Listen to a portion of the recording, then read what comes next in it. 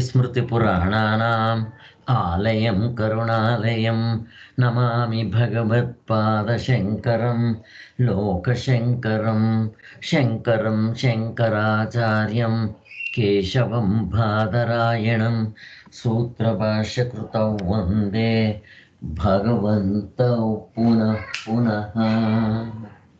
जय श्रीराम, जय गुरुदेव। ಸೊ ಪರಮಾತ್ಮನ ಆಶೀರ್ವಾದ ತಗೊಂಡು ಶುರು ಮಾಡೋಣ. ಇವತ್ತು ನಾವು ಶ್ರೀ ಗೌಡಪಾದ ಹೃದಯದಲ್ಲಿ ಪೇಜ್ ನಂಬರ್ 63 ಆತ್ಮನ ಜೀವತ್ವಾದಿಗಳು ಉಪಾಧಿಕೃತ ಅಂತ. ಇದನ್ನು ನಾವು ಮಾಡೋಕ್ಕೆ ಮೊದಲು ಹಿಂದೆ ನಾವು ಮಾಡಿದ್ದನ್ನು ಮೆಲ್ಕು ಹಾಕ್ಕೊಂಡು ಮುಂದಕ್ಕೆ ಹೋಗೋಣ. ಹಿಂದೆ ನಾವು ಮಾಡಿದ್ಯಾವುದು? 60ನೇ ಪೇಜ್ನಲ್ಲಿ ತುರಿಯನು ಸರ್ವದೃಗ್ರೂಪನು ಅಂತ ನೋಡಿದ್ದೆ. ಅದನ್ನು ಸ್ವಲ್ಪ ಮೇಲ್ಗೆ ಹಾಕ್ಕೊಂಡು ಹೋಗ್ಬೇಡ.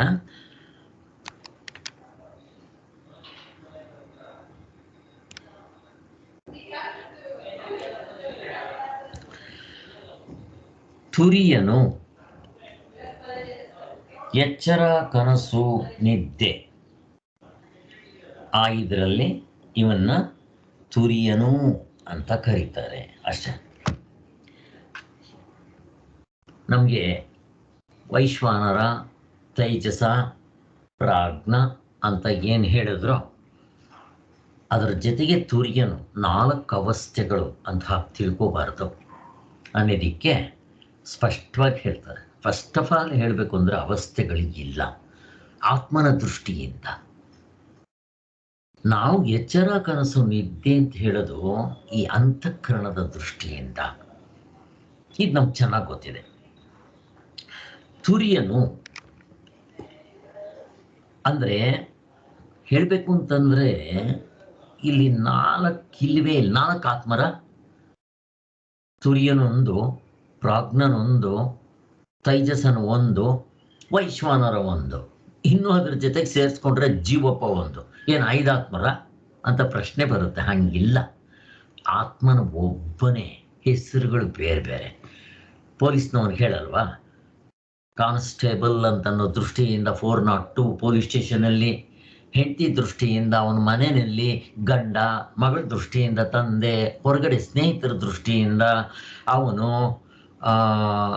ಏನೋ ಒಂದು ರಾಮಪ್ಪನೋ ಭೀಮಪ್ಪನೋ ಏನೋ ಒಂದು ಹೆಸರು ಅಂತ. ಹಾಗೆ ಇಲ್ಲೂ ಕೂಡ ಹೆಸರುಗಳು. ಇಲ್ಲಿ ತುರಿಯನು ಯಾವುದಾದ್ರೂ ಇಟ್ಕೊಳ್ರಿ. ಆತ್ಮನಿಗೆ ಸರ್ವದೃಗ್ರೂಪನು, ಸರ್ವದೃಗ್ರೂಪನು, ಎಂದೆಂದೂ ಅವನು ಬೆಳಗ್ತಾ ಇರೋ ಸ್ವರೂಪ. ಬೆಳಗುವುದಕ್ಕೆ ಅಭಾವವಿಲ್ಲ, ಅದು ಬೆಳಗ್ದಂಗೆ ಆಗೋದಿಲ್ಲ. ನಿದ್ದೆಯಲ್ಲಿ ಈ ಜೀವಪ್ಪ ಇರೋದಿಲ್ಲ, ಅಂದರೆ 19 ಮುಖಗಳು ಇರೋದಿಲ್ಲ ಅಷ್ಟೇ. ಆದರೆ ನಿದ್ದೆ ಮಾಡ್ತಾ ಇರ್ತಾರ. ಪರಮಾತ್ಮ ನಿದ್ದೆ ಮಾಡ್ತಾನಲ್ಲಿ, ನಿದ್ದೆ ಮಾಡೋದಿಲ್ಲ. ಅವನಿಗೆ ನಿದ್ದೆ ಇದೆಯಾ? ಅಲ್ಲಿ ಇವು ಯಾವುದು ಬರಲಿಲ್ಲ ಅಂತ ನಮ್ಗೆ ಯಾತ್ರಿಂದ ಗೊತ್ತಾಯ್ತೋ ಅವನು ಯಾವಾಗಲೂ ಎದ್ದಿರ್ತಾನೆ. ಅವನ್ನ ಸರ್ವದೃಗ್ರೂಪನು ಅಂತ ಹೇಳೋದು. ಅಂದರೆ ಅವನು ಸರ್ವ ಸಾಕ್ಷಿ, ಅವನು ಸಬ್ಜೆಕ್ಟ್ ಆಗಿರ್ತಾನೆ. ಬೆಳಕು ಯಾವಾಗಲೂ ಬೆಳಕಿದ್ದೇ ಇರುತ್ತಲ್ಲಿ. ಹಾಗೆ ಸೂರ್ಯ ಇದ್ದ ಹಾಗೆ. ಸೂರ್ಯ ಯಾವತ್ತಾದ್ರೂ ಮುಳುಗ್ತಾನ? ಮುಳುಗೋದಿಲ್ಲ. ಭೂಮಿ ತಿರುಗ್ತಾ ಇರೋ ದೃಷ್ಟಿಯಿಂದ ಈ ಕಡೆ ಇರೋರಿಗೆ ಕತ್ಲೆ ಆಗುತ್ತೆ, ಆ ಕಡೆ ಇರೋರಿಗೆ ಬೆಳಕಾಗುತ್ತೆ. ಸೂರ್ಯನಿಗೆ ಎದುರು ಇರೋ ಭೂಭಾಗದಲ್ಲಿ ಬೆಳಕು, ಅವರು ಬೆಳಕಾಯಿತು ಅಂತಾರೆ. ಆ ಕಡೆ ವಿರುದ್ಧವಾಗಿರೋ ದಿಕ್ಕಿನಲ್ಲಿ ಕತ್ಲೆ ಅಂತಾರೆ. ಅಷ್ಟೇ ಹೊರತು ಸೂರ್ಯ ಯಾವಾಗಲೂ ಇದ್ದೇ ಇರ್ತಾನೆ.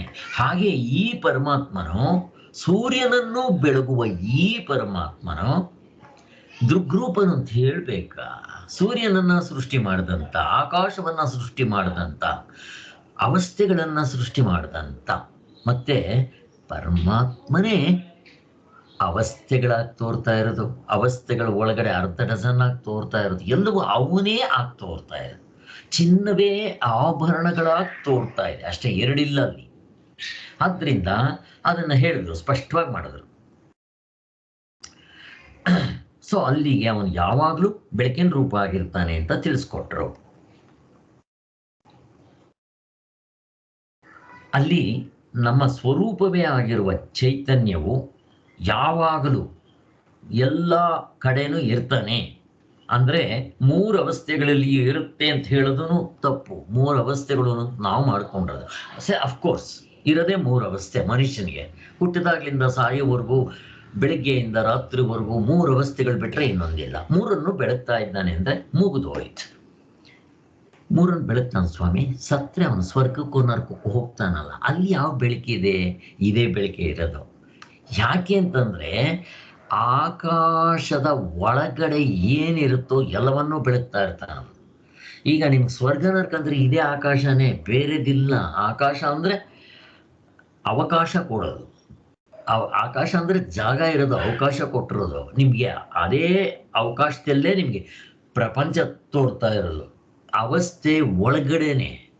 ಈಗ ನೀವು ಎಚ್ಚರದಲ್ಲೇ ನಮಗೆ ದೇವತೆಗಳು ಎಲ್ಲರೂ ಎಚ್ಚರದಲ್ಲಿರ್ತಾರೆ. ಅದಕ್ಕೆ ನಾವು ಎಚ್ಚರದ ಅವಸ್ಥೆ ತಗೊಂಡಾಗ ಅಲ್ಲಿ ಆದಿ ದೈವಿಕ ಅಂತಂದ್ರೆ ಆ 14 ಲೋಕಗಳು ಮತ್ತೆ ಆ ದೇವತೆಗಳು ಎಲ್ಲರೂ ಸೇರ್ಕೊಂಡ್ಬಿಡ್ತಾರೆ. ಆದಿ ಭೌತಿಕ ಅಂತಂದ್ರೆ ಸುತ್ತಮುತ್ತಲು 84 ಲಕ್ಷ ಜೀವರಾಶಿಗಳು, ನನಗೂ ಹಿಂದೆ ಗೊತ್ತಿರೋದು ಗೊತ್ತಿಲ್ಲದೆ ಇರೋದು ಎಲ್ಲ ಸೇರ್ಕೊಂಡ್ಬಿಡ್ತಾರೆ.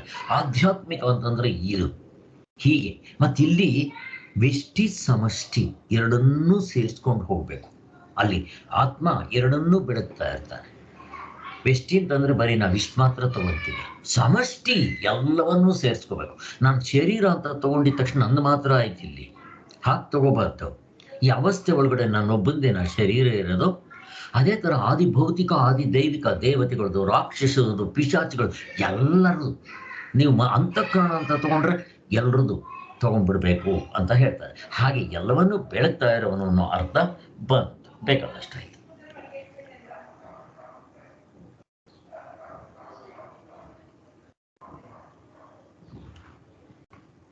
ಅದಕ್ಕೋಸ್ಕರನೇ ಈ ಪರಮಾತ್ಮನಿಗೆ ನೋಡುವಾತನ ನೋಟಕ್ಕೆ ಲೋಪವಿಲ್ಲ. ಅವನು ಯಾವಾಗಲೂ ಬೆಳಕಾಗಿರ್ತಾನೆ. ಅಲ್ಲಿ ಲೋಪ ಅನ್ನೋ ಕ್ವಶ್ಚನೇ ಇಲ್ಲ. ನಿದ್ದೆ ನಾವು ಮಾಡ್ತೀವೇನೋ, ನಾವು ಅಲ್ಲಿ ಜೀವಪ್ಪ ಇರೋದಿಲ್ಲ. ಅಂದ್ರೆ ಈ 19 ಮುಖಗಳು ಇರೋದಿಲ್ಲ. ಆದ್ರೆ ಪರಮಾತ್ಮ ಇದ್ದೇ ಇರ್ತಾನೆ. ಅದಕ್ಕೆ ನನಗಲ್ಲಿ ಏನ್ ಪ್ರಶ್ನೆ ಕೇಳಿದ್ರು ಉತ್ತರ ಕೊಡ್ತೀವಿ ಅಂತ ಹೇಳಿದ್ದು. ಅದಕ್ಕೋಸ್ಕರನೇ ಆತ್ಮನಿಗೆ ಸುಷುಪ್ತಿ ಅಂದ್ರೆ ಏನು, ಎಚ್ಚರ ಅಂತಂದ್ರೆ ಏನು, ಕನಸು ಅಂತಂದ್ರೆ ಏನು ಅವನು ಗೊತ್ತಿದೆಯೇನೋ ಗೊತ್ತಿಲ್ಲ ಅಂತ. ಸೊ ಮತ್ತೆ ಯಾಕೆ ಹೇಳ್ತಾ ಇದ್ದಾರೆ ಇದನ್ನ ಅಂತ ಹೇಳಿ ನಿನ್ನೆ ನಾವು ಒಂದು ಉತ್ತರ ಕೊಟ್ವಿ. ನಮ್ಗೆ ಆತ್ಮತತ್ವವನ್ನ ತಿಳಿಸ್ಕೊಡೋದಿಕ್ಕೆ ನಾನು ಇಟ್ಕೊಂಡ್ಬಿಟ್ಟಿದ್ದೀನಿ. ಎಚ್ಚರದಲ್ಲಿ ನನಗೆ ಎಚ್ಚರವಾಗಿದ್ದೀನಿ, ಕನಸಾಗುತ್ತೆ, ನಿದ್ದೆ ಆಗುತ್ತೆ ಅಂತ ನಾನು ಇಟ್ಕೊಂಡ್ಬಿಟ್ಟಿದ್ದೀನಿ. ಇವುಗಳನ್ನೇ ಇಟ್ಕೊಂಡು ನೋನ್ ಟು ಅನ್ನೋನ್ ಅಂತಾರಲ್ಲ ಹಾಗೆ. ಅದಕ್ಕೆ ನಾನು ಎಕ್ಸಾಂಪಲ್ ಕೊಟ್ಟಿದ್ದು ಈ ಮೂರನ್ನೇ ಉಪಯೋಗಿಸ್ಕೊಂಡು. ಯಾಕೆಂತಂದ್ರೆ ಇಲ್ಲಿ ನಾವು ಹಿಂದೂ ಧರ್ಮ ಅಂತನ್ನೇ ಮುಸ್ಲಿಂ ಧರ್ಮ ಕ್ರಿಶ್ಚಿಯನ್ ಧರ್ಮದವ್ರು ನಂಬಲ್ಲ. ಆ ಧರ್ಮ ಅಂತಂದ್ರೆ ಇವ್ರು ಒಪ್ಪಲ್ಲ. ಈ ದೊಡ್ಡ ರಾಮಾಯಣ ಬೇರೆ ಇರುತ್ತೆ. ಅದಕ್ಕೋಸ್ಕರ ವೇದಗಳಲ್ಲಿ ಏನ್ ಮಾಡ್ತಾರೆ ಅಂದ್ರೆ ಇವರು ಮುಸ್ಲಿಂ ಧರ್ಮ ಕ್ರಿಶ್ಚಿಯನ್ ಧರ್ಮ, ಇವರು ಗಂಡಸರು ಹೆಂಗಸರು ಬ್ರಾಹ್ಮಣರು ಕ್ಷತ್ರಿ ಹಂಗ್ ಕನ್ಸಿಡರ್ ಮಾಡಲ್ಲ. ಪ್ರತಿಯೊಬ್ಬರಿಗೂ ಒಂದೇ. ಯಾಕೆ? ಪ್ರತಿಯೊಬ್ಬರಿಗೂ ಒಬ್ಬನೇ ಆತ್ಮನಾಗಿರೋದ್ರಿಂದ ಇವರಿಗೆ ಎಚ್ಚರ ಕನಸು ನಿದ್ದೆ ಆಗ್ತಾ ಇದೆ. ಯಾರೆದುರು ಆಗ್ಲಿ, ಯಾವ ಧರ್ಮದವರು, ಯಾವ ಗೋತ್ರದವರು, ಯಾವ ಜಾತಿಯವರು, ಗಂಡಸು ಹೆಂಗಸು, ದೇಶ ಕಾಲ ಯಾರಿದ್ರೂ ಆಗುತ್ತೆ. ಈ ಮೂರನ್ನೇ ಹಿಡ್ಕೊಂಡು ತೋರಿಸ್ಬೇಡ. ಅವಾಗ ಇಲ್ಲಿ ನಿಮ್ದು ದೊಡ್ಡದು ನಮ್ಮದು ದೊಡ್ಡದು ಬರೋದಿಲ್ಲ. ಎಲ್ರಿಗೂ ಎಚ್ಚರ ಕನಸು ನಿದ್ದೆ ಆಗತ್ತೆ ಅಂತ ಹೇಳಿ ಇನ್ನೊಂದು ಎಕ್ಸಾಂಪಲ್ ಕೊಟ್ಟರು. ಆ ಮರಳುಕಾಡಿನಲ್ಲಿ ಹೋಗ್ತಾ ಇರೋವನು ಮಲ್ಕೊಂಡ್ಬಿಡ್ತಾನೆ. ಒಂಟೆ ಎಲ್ಲೋ ಹೋಗ್ಬಿಡುತ್ತೆ. ಅವನು ಬೆಳಿಗ್ಗೆ ಎದ್ದಾಗ ಅವನು ಒಂಟೆ ಕಾಣಿಸಲ್ಲ. ಅವನೇನ್ ಮಾಡ್ತಾನೆ, ಆ ಒಂಟೆಯ ಹೆಜ್ಜೆಗಳನ್ನ ಟ್ರೇಸ್ ಮಾಡ್ಕೊಂಡು ಹೋಗ್ಬಿಟ್ಟು ಒಂಟೆನ ಹಿಡ್ಕೊಂಡ್ಬಿಡ್ತಾನೆ. ಹಾಗೆಯೇ ನಾವು ಈ ಅವಸ್ಥೆಗಳನ್ನ ಮೂಲವಾಗಿಟ್ಕೊಂಡು ಉಪಾಯವಾಗಿಟ್ಕೊಂಡು ನಾವು ಪರಮಾತ್ಮನ ಗುರ್ಸೋದಿಕ್ಕೆ ಸಹಾಯ ಆಗುತ್ತೆ ಅಂತ ಹೇಳಿದ್ದು ಗೊತ್ತಾಯ್ತು. ಸೊ ಇದರಲ್ಲಿ ಇನ್ನ ಪ್ರಾಜ್ಞಾತುರಿಯರ ವೈಲಕ್ಷಣ, ಇವರಿಬ್ಬರಿಗೂ ವ್ಯತ್ಯಾಸ ಏನು ಅಂತ ಹೇಳಿದ್ರು. ಅದು ಕ್ಲಿಯರ್ ಆಯ್ತು ನಮ್ಗೆ. ಏನ್ ಇವರಿಬ್ಬರಿಗೂ ವ್ಯತ್ಯಾಸ? ಇಬ್ರು ಆತ್ಮಸ್ವರೂಪನೇ. ಆದರೆ ಇಲ್ಲಿ ಪ್ರಾಜ್ಞನಲ್ಲಿ ಏನೋ ಒಂದು ಡಿಫೆಕ್ಟ್ ಇದೆ. ಅವನಿಗೆ ತನ್ನ ಸ್ವರೂಪ ತಿಳ್ಕೊಳಕ್ ಆಗ್ಲಿಲ್ಲ ಅಂತ ಅಂದ್ರು. ತುರಿಯನ್ಗೆ ಅದಿಲ್ಲ ಅಂತ ಹೇಳ್ತಾರೆ. ಅಂದ್ರೆ ಇಬ್ಬರಿಗೂ ದ್ವೈತ ಇಲ್ಲ. ಈಗ ಪ್ರಾಜ್ಞನಲ್ಲಿ ಘಡನಿದ್ರೆಯಲ್ಲಿ ದ್ವೈತ ಪ್ರಪಂಚ ಇರುತ್ತಾ? ಇರೋದಿಲ್ಲ. ತ್ರಿಪುಟಿ ಇದೆಯಾ? ಇಲ್ಲ. ತುರಿನಲ್ಲಿದೆಯಾ ದ್ವೈತ ಪ್ರಪಂಚ? ಇಲ್ಲ. ಹೋಗ್ಲಿ, ಅಲ್ಲೇನಾದರೂ ಈ ತ್ರಿಪುಟಿ ಇದೆಯಾ? ಅದು ಇಲ್ಲ. ಇವರಿಬ್ಬರಿಗೂ ಕಾಮನ್ ಆಗಿದೆ. ಮತ್ತಾಗಾದ್ರೆ ಇವರಿಬ್ಬರಿಗೂ ಹೋಲದೆ ಇರೋಂಥ ಯಾವುದು ಅಂತಂದ್ರೆ, ಪ್ರಾಜ್ಞನು ಕಾರಣಬದ್ಧನಾಗಿರ್ತಾನೆ ಅಥವಾ ಬೀಜ ನಿದ್ರೆಯಿಂದ ಕೂಡಿರ್ತಾನೆ. ಎಲ್ಲ ಒಂದೇ. ಕಾರಣ ಬೀಜ ಎರಡು ಒಂದೇ. ಅದೇ ರೀತಿ ಕಾರ್ಯ ಫಲ ಎರಡು ಒಂದೇ. ಆ ಕಡೆ ಮೊದಲು ಕಾರಣ ಅಥವಾ ಬೀಜ, ಬೀಜದಿಂದ ಮರ. ಹಾಗೆ ಬೀಜ ಅಂತ ಅನ್ನೋ ಬದಲು ಕಾರಣ ಅಂತ ಹೇಳಿದ್ರೆ ಕಾರಣದಿಂದ ಕಾರ್ಯ, ಎರಡು ಒಂದೇ. ನೀವು ಬೀಜ ನಿದ್ರ ಅಂತ ಕರೀರಿ ಅಥವಾ ಇನ್ಯಾವ ನಿದ್ರೆ, ಇದ್ದದ್ದನ್ನಿದ್ದ ತಿಳ್ಕೊಳ್ದೇ ಇರೋ ನಿದ್ರೆ, ಎಲ್ಲ ಒಂದೇ. ಇವನು ಪ್ರಾಜ್ಞನು ಈ ಬೀಜ ನಿದ್ರದಿಂದ ಕೂಡಿರ್ತಾನೆ, ತುರೀನಿಗೆ ಅದಿಲ್ಲ. ಅಷ್ಟೇನಪ್ಪ ವ್ಯತ್ಯಾಸ ಇವರಿಬ್ಬರಿಗೂ ಅಂತ ಹೇಳಿ ಇಷ್ಟು ನಮ್ಗೆ ಅರ್ಥ ಆಯ್ತು. ಇವಾಗ ನಾವು ಮುಂದಕ್ಕೆ ಹೋಗ್ಬೇಕಾಗಿದೆ. ಸೊ ಇವತ್ತು ನಾವು ಸ್ಟಾರ್ಟ್ ಮಾಡಬೇಕಾಗಿರೋದು ಇದನ್ನ 63ನೇ ಪೇಜ್ನಲ್ಲಿ ಗೌಡಪಾದ ಕಾರಿಕೆಯಲ್ಲಿ ಶ್ರೀ ಗೌಡಪಾದ ಹೃದಯದಲ್ಲಿ ಆತ್ಮನ ಜೀವತ್ವಾದಿಗಳು ಉಪಾಧಿಕೃತ ಅಂತ. ಇಲ್ಲಿ ನೀವು ಜೀವ ಅಂತ ಏನ್ ಕರಿತೀರೋ ಅಲ್ಲಿ ಅವನಿಗೆ ಆತ್ಮನಿಗೂ ಜೀವನಿಗೂ ವ್ಯತ್ಯಾಸ ಏನು? ಈಗ ನಾವು ಹೇಗೆ ಪ್ರಾಜ್ಞನಿಗೂ ತುರಿಯನಿಗೂ ವ್ಯತ್ಯಾಸ ಕೇಳಿದ್ವೋ ಹಾಗೆ ತುರಿಯನಿಗೂ ಜೀವನಿಗೂ ವ್ಯತ್ಯಾಸ ಏನು ಅಂತ ಕೇಳಿದ್ರೆ ನಾನು ಏನು ಹೇಳ್ಬೋದು? ಜೀವನಲ್ಲಿ 19 ಮುಖಗಳಿದೆ, ಅದರ ಪ್ರಾಣನೂ ಸೇರ್ಕೊಂಡ್ಬಿಡುತ್ತೆ. ಅವು ಬಿಟ್ರೆ ಅವನೇ ತುರಿಯ. ಹೇಗಿದೆ ನೋಡ್ರಿ, ಬೇರೆ ಅಲ್ಲ. ಆಭರಣಗಳಲ್ಲೇ ಚಿನ್ನ ಇದೆ, ಮತ್ತು ಆಭರಣಗಳಲ್ಲಿ ನಾಮರೂಪಗಳನ್ನ ಬಿಟ್ರೆ ಚಿನ್ನವೇ. ನಾಮರೂಪ ಆಕಾರ ಇಷ್ಟೇ. ಇವನ್ ಬಿಟ್ರೆ ಅವನೇ ಚಿನ್ನವಾಗಿರ್ತಾನೆ. ನಾನು ಕರಗಿಸಿದ್ರೆ ಏನು ಹೋಗುತ್ತೆ ಹೇಳ್ರಿ? ಅದರಲ್ಲಿರೋ ನಾಮ ಹೋಗುತ್ತೆ, ಅದರ ಹೆಸರು, ರೂಪ ಹೋಗುತ್ತೆ, ಅಷ್ಟೇಪ್ಪ. ಅವೆರಡು ಹೋಯ್ತು ಅಂತಂದ್ರೆ ಅದೇನು? ಚಿನ್ನವೇ. ನೀವು ಆಭರಣ ಅಂತ ಕರೆಯುವಾಗಲೂ ಚಿನ್ನ ಇತ್ತು, ಅದ್ರ ಜೊತೆಗೆ ಅದಕ್ಕೊಂದು ಆಕಾರ ಇತ್ತು, ಶೇಪ್ ಇತ್ತು, ಹೆಸರು ಕೊಟ್ಟಿದ್ರು ಅಷ್ಟೇ. ಹಾಗೆ ತುರ್ಯ ಅಂತಂದ್ರು, ಈ ಜೀವಪ್ಪ ಅಂತ ಅಂದರು. ಆ ಜೀವಪ್ಪನಿಗೆ 19 ಮುಖಗಳಿದೆಯಲ್ಲ, ಅದು ಉಪಾಧಿ. ಅಂದ್ರೆ ಎಕ್ಸ್ಟ್ರಾ ಫಿಟ್ಟಿಂಗ್. ಅಂದ್ರೆ ಅಲ್ಲಿ ಪ್ರಾಣಗಳು ಇದೆ, ಪ್ರಾಣಗಳು ಸೇರ್ಕೊಂಡಿದೆ. 19 ಮುಖದಲ್ಲಿ 5 ಪ್ರಾಣಗಳು ಬಂದ್ಬಿಡುತ್ತಲ್ಲಿ. ಆದ್ರಿಂದ ಜೀವತ್ವಾದಿಗಳು ಉಪಾಧಿಕೃತ. ಹಾಗೆ ಸಪ್ತಾಂಗನಿಗೆ ನಾವು ಈ ಎಚ್ಚರದಲ್ಲಿ ಶರೀರವನ್ನು ನಾನು ಅನ್ಕೊಂಡಿರ್ತೇನೆ. ಇದನ್ನ ತಪ್ಪಿಸಿ ಒಂದು ಸ್ಟೆಪ್ ಮೇಲ್ ಕತ್ತಿಸ್ಬೇಕು. ನಮ್ಮನ್ನ ಹೈಸ್ಕೂಲ್, ಇದು ಮಿಡ್ಲ್ ಸ್ಕೂಲ್ ಲೆವೆಲ್ಗೆ ತಗೊಂಡು ಹೋಗ್ಬೇಕು. 1ನೇ ಕ್ಲಾಸಿಂದ. 1ನೇ ಕ್ಲಾಸ್ನಲ್ಲಿ ನಾವು ಇದನ್ನೇ ನಾನು ಅನ್ಕೊಂಡಿರ್ತೀವಿ. ಇದನ್ನ ತಪ್ಪಿಸಿ ನಮ್ಮನ್ನ ಎಚ್ಚರದಲ್ಲಿ ವೈಶ್ವಾನರನ್ನು ಕರ್ಕೊಂಡು ಹೋದ್ರು. ನೆಕ್ಸ್ಟ್ ವೈಶ್ವಾನರನಿಂದ ತೈಜಸ ಇಬ್ರು ಒಂದೇ, ಅದರಲ್ಲಿ ಏನು ಸಂಶಯ ಇಲ್ಲ. ಅದರಿಂದ 2 ಒಂದೇ ಆಗುತ್ತೆ. ಸೊ ಅಲ್ಲಿ ತೈಜಸ್ಸನಿಗೂ ಕೂಡ ವೈಶ್ವಾನರ ತೈಜಸ ಇಬ್ರು ಒಂದೇ, ಏನು ವ್ಯತ್ಯಾಸ ಇಲ್ಲ. ಮತ್ತಿಬ್ಬರಿಗೂ ವ್ಯತ್ಯಾಸ ಏನು? ಇವನು ಸಪ್ತಾಂಗ, ಅವನು ಸಪ್ತಾಂಗ. ವ್ಯತ್ಯಾಸ ಏನು? ಇವನು ಅಂತಃಪ್ರಜ್ಞ ಅಷ್ಟೇ. ಇವನು ಬಹಿಷ್ಪ್ರಜ್ಞ, ಅವನು ಅಂತರ್ಪ್ರಜ್ಞ. ಈಗ ನೋಡ್ರಿ, ಎಚ್ಚರದಲ್ಲಿ ನನಗೆ ಹೊರಗಡೆ ಇರೋದು ಚೆನ್ನಾಗಿ ಕಾಣ್ತಾ ಇದೆ. ಈಗ ಕನಸಿನಲ್ಲಿ ಅಂತರ್ಪ್ರಜ್ಞ, ಅಲ್ಲಿ ಪ್ರಪಂಚ ಇರೋಲ್ಲ. ವ್ಯವಹಾರ ದೃಷ್ಟಿಯಿಂದ ಹೇಳೋದು, ಪ್ರಪಂಚ ಅಲ್ಲಿ ಆದಿ ದೈವಿಕ, ಆದಿ ಭೌತಿಕ, ಆಧ್ಯಾತ್ಮಿಕವಾಗಿ ಇಲ್ಲ. ಆದರೆ ಮನಸ್ಸಿರುತ್ತಲ್ಲಿ, ಆಧ್ಯಾತ್ಮಿಕವಾಗಿ ಮನಸ್ಸಿರುತ್ತೆ ಅಂತ ಇಟ್ಕೊಳ್ಳೋದು. ಈ ಮನಸ್ಸಲ್ಲ, ಒಟ್ಟಿನಲ್ಲಿ ಒಂದು ಮನಸ್ಸಿರುತ್ತೆ. ಆ ಮನಸ್ಸೇ ಆಧ್ಯಾತ್ಮಿಕವನ್ನ ಸೃಷ್ಟಿ ಮಾಡ್ಕೊಳ್ಳುತ್ತೆ, ಆದಿ ಭೌತಿಕ ಹೆಂಡತಿ ಮಕ್ಕಳನ್ನು ಸೃಷ್ಟಿ ಮಾಡುತ್ತೆ. ಹಾಗೆ ಅಲ್ಲಿ ಸೂರ್ಯ, ಚಂದ್ರ, ನಕ್ಷತ್ರಗಳು ಎಲ್ಲವನ್ನು ಸೃಷ್ಟಿ ಮಾಡುತ್ತೆ. ಆದ್ರಿಂದ ಅದು ಅಂತರ್ ಅಂತರ್ ಅಂದ್ರೆ ಕನಸಿನಲ್ಲಿ ಒಳಗಡೆ ಅಂತ ಹೇಳ್ತಾರೆ. ಇದು ಬಾಹ್ಯ ಪ್ರಜ್ಞೆ, ಅದು ಅಂತರ್ ಪ್ರಜ್ಞೆ ಅಂತಾರೆ. ಇವರಿಬ್ಬರಿಗೂ ಅದೊಂದೇ ಡಿಫ್ರೆನ್ಸ್. ಇಬ್ಬರನ್ನು ಒಂದೇ ಅಂತ ಕರೆದು ಬಿಡ್ತೀವಿ. ಇನ್ನು ಪ್ರಾಜ್ಞನಲ್ಲಿ ಬೀಜ ರೂಪದಿಂದ ಇರ್ತಾನೆ ಅಂತ ಹೇಳಿದ್ರು. ಅಥವಾ ಇನ್ನೂ ಒಂದೇನು ಹೇಳ್ಬೋದು ಅವನಿಗೆ, ಕಾರಣ ಅವಿದ್ಯೆ ಅಷ್ಟೇ. ಯಾಕೆ ಇದ್ದದನ್ನಿದ್ದ ತಿಳ್ಕೊಳ್ಳೋಲ್ಲ ಅಲ್ಲಿ ಅನ್ನೋದು. ಮತ್ತು ಇವರಿಬ್ಬರಿಗೂ ಕಾರ್ಯ ಅವಿದ್ಯೆ ಅಂತ ಹೇಳಿದ್ರು. ಇಷ್ಟೇಪ್ಪ. ಇವಾಗ ಇಷ್ಟೆಲ್ಲ ತೆಗೆದಾಕ್ಬಿಟ್ರೆ ತುರಿನೇ ಅನ್ನೋದನ್ನ ತೋರಿಸ್ತಾ ಇದ್ದಾರೆ. ಈಗ ಸುಷುಪ್ತಿಯಲ್ಲಿರುವ ಜೀವನಿಗೆ ಈ ಬೀಜ ನಿದ್ರೆ ಇರುತ್ತದೆ ಎಂಬ ತಿಳಿವೇ ಸುಷುಪ್ತಿ ಎಂಬ ಅವಸ್ಥೆಯ ಕಲ್ಪನೆಗೆ ಕಾರಣವಾಗಿರುತ್ತದೆ ಹೊರತು ಜೀವನಿಗೆ ನಿಜವಾಗಿಯೂ ಸುಷುಪ್ತಿ ಎಂಬ ಒಂದು ಅವಸ್ಥೆ ಆಗುತ್ತದೆ ಎಂದು ಭಾವಿಸಬಾರದು. ಸುಷುಪ್ತಿಯಲ್ಲಿರುವ ಜೀವ ಅಂದ್ರೆ ಅವನೇ ಪ್ರಾಜ್ಞ. ಆ ಪ್ರಾಜ್ಞನಿಗೆ ಬೀಜ ನಿದ್ರೆ ಇರುತ್ತದೆ ಅಂತಾರೆ. ಬೀಜ ನಿದ್ರೆ ಅಂದ್ರೆ ಏನು? ಕಾರಣ ಅವಿದ್ಯೆ. ಯಾಕೆ ಅಲ್ಲಿ ನಾವು ಆತ್ಮನಾಗಿದ್ರು ಆತ್ಮ ಅಂತ ತಿಳ್ಕೊಳಕ್ ಬರಲಿಲ್ಲ, ಅದಕ್ಕೋಸ್ಕರ ಅದನ್ನ ಬೀಜ ನಿದ್ರೆ, ಕಾರಣ ಅವಿದ್ಯೆ ಎಲ್ಲ ಒಂದೇ ಅಂತ ಹೇಳ್ತಾ ಇದ್ದಾರೆ.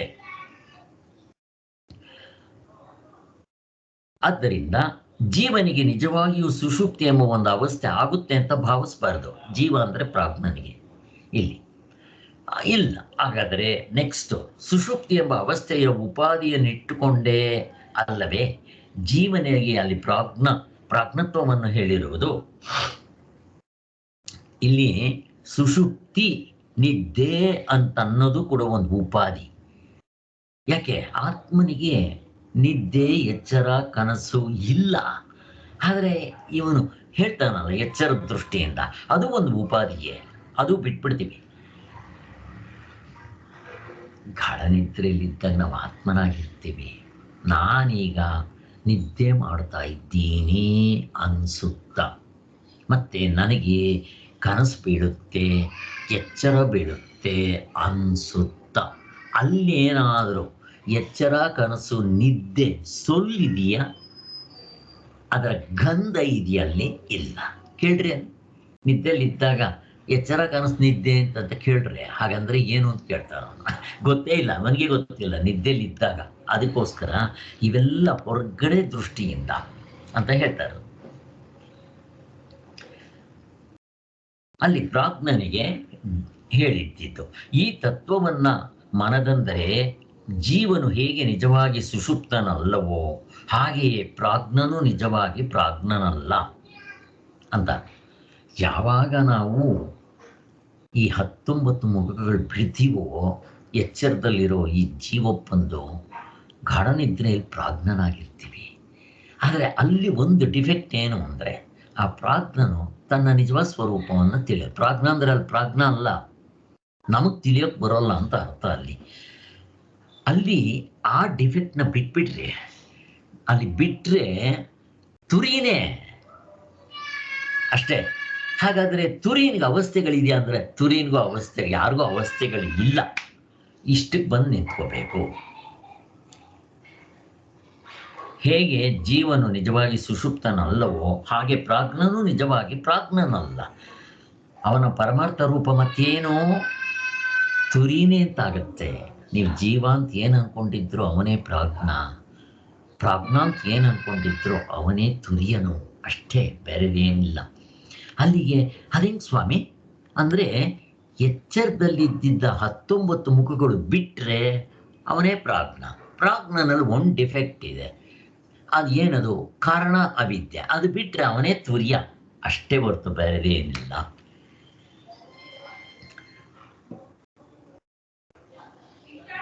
ಆದ್ದರಿಂದ ಪ್ರಾಜ್ಞನಿಗೆ ಬೀಜ ನಿದ್ರೆ ಇದೆ ಅಂತ ಹೇಳುದು. ತುರಿನಿಗೆ ಇದೆಯಾ ಬೀಜ ನಿದ್ರೆ? ಇಲ್ಲ ಅಷ್ಟೇ. ನೋಡಿ, ಬೀಜ ನಿದ್ರೆ ಅಂತಂದ್ರೆ ಏನು? ಇದ್ದದ್ದನ್ನಿದ್ದಾಗ ತಿಳ್ಕೊಂಡಿಲ್ಲ, ಅಥವಾ ಕಾರಣ ಅವಿದೆಯಲ್ಲ ಒಂದೇ. ಅದು ತುರಿನಲ್ಲಿ ಹೊಂದೋದಿಲ್ಲ, ಇರೋದಿಲ್ಲ. ಅದಕ್ಕೆ ಅವನ ಇದರಲ್ಲಿದ್ದ ಡಿಫೆಕ್ಟ್ ತೆಗೆದಿದ್ದಕ್ಕೆ ಅವನು ತುರ್ಯ ಅಂತ ಕರೀತಾ ಇರೋದು ಅಷ್ಟೇ, ಇನ್ನೇನು ಇಲ್ಲ. ಹಾಗಾದರೆ ಸೇರೋಯ್ತದು. ಇಲ್ಲಿ ನಾವು ಮನನ ಮಾಡೋದಕ್ಕೂ ಒಂದು ವಿಚಾರ ಇದೆ, ತುಂಬ ಇಂಪಾರ್ಟೆಂಟು. ಏನದು? ಇಲ್ಲಿ ಜೀವ, ಪ್ರಾಜ್ಞಾ, ತುರ್ಯ ಅಂತ ಮೂರು ಆತ್ಮರಿದ್ದಾರೆ. ಮೂರು ಆತ್ಮರಿದ್ದು ಜೀವನಿಗೆ ನಿದ್ರೆ ಇದೆ, ಪ್ರಾಜ್ಞನಿಗೆ ಅದಕ್ಕಿಂತ ವಿಲಕ್ಷಣವಾಗಿರೋ ಅವ್ಯಾಕೃತನಾಗಿದ್ದ ಜಗತ್ ಕಾರಣತ್ವವಿರುತ್ತೆ, ತುರಿಯನಿಗೆ ಇದು ಯಾವುದೂ ಇರಲ್ಲ. ಇವರಿಬ್ಬರಿಗಿಂತ ನಿದ್ರಾರಹಿತನಾಗಿರ್ತಾನೆ. ಅಜ್ಞಾನ ಸಂಪರ್ಕವಿಲ್ಲದ ಆತ್ಮನು ಎಂದು ಎಂದಿಗೂ ಭಾವಿಸಬಾರದು. ಅರ್ಥ ಆಯ್ತಾ ಇಲ್ಲಿ ಹೇಳಿದ್ದು? ಇನ್ನೊಂದ್ಸರಿ ಎಕ್ಸ್ಪ್ಲೇನ್ ಮಾಡ್ತೀನಿ ನೋಡಿ. ಇಲ್ಲಿ ಎಚ್ಚರದ ಅವಸ್ಥೆಯಲ್ಲಿ ಜೀವ, ಗಾಢನಿದ್ರೆಯಲ್ಲಿ ಪ್ರಾಜ್ಞನು, ಇದರಿಂದ ತುರಿಯ ನಾಲ್ಕನೇವನು ಅಂತ ನಮಗೆಲ್ಲ ವಿಚಾರ ಮಾಡ್ತಾ ಇದ್ದೀವಿ. ಇಲ್ಲಿ 3 ಜನ ಆತ್ಮರಿದ್ದಾರೆ ಅಂತ ತಿಳ್ಕೊಳಕ್ ಹೋಗ್ಬಾರ್ದು. ಈ ಮೂವರು ಆತ್ಮರಿಂದ ಈ ಜೀವನು ನಾನು ನಿದ್ರೆ ಮಾಡ್ತೇನೆ ಅನ್ಕೊಂತಾನೆ. ಪ್ರಾಜ್ಞನ್ ಏನ್ ಹೇಳ್ತಾನೆ? ಅವನು ನಿದ್ರೆ ಇಲ್ಲ, ಅವನು ತನ್ನ ನಿಜವಾದ ಸ್ವರೂಪವನ್ನು ತಿಳ್ಕೊಳ್ಳಲ್ಲ. ಮತ್ತು ಅವನು ಅವ್ಯಾಕೃತನಾಗಿರ್ತಾನೆ ಅಲ್ವಾ? ಗಾಢನಿದ್ರೆ ಅವ್ಯಾಕೃತನಾಗಿರ್ತಾನೆ. ಅವನು ಜಗತ್ ಕಾರಣತ್ವಕ್ಕೆ ಕಾರಣನಾಗಿರ್ತಾನೆ. ಅದಕ್ಕೋಸ್ಕರನೇ ಇದನ್ನು ಕಾರಣ ಬೀಜ ಅಂತ ಕರೆಯೋದು. ಎಚ್ಚರ ಕನಸುಗಳು ತೋರ್ಕೊಳ್ಳೋದಿಕ್ಕೆ ಇವನು ಕಾರಣ. ಹಾಗೆ ನಮಗೆ ಸೃಷ್ಟಿ ಆಗಬೇಕಾದ್ರೆ ಪ್ರಾಜ್ಞನಿಂದ ಸೃಷ್ಟಿ ಆಯಿತು ಅಂತ ಹೇಳ್ತಾರೆ. ಪ್ರಾಜ್ಞ ಅಂದ್ರೆ ಇಲ್ಲಿ ಬ್ರಹ್ಮನೇ, ಆತ್ಮನೇ ಅಂತ ಹೇಳೋದು. ಹಾಗೆ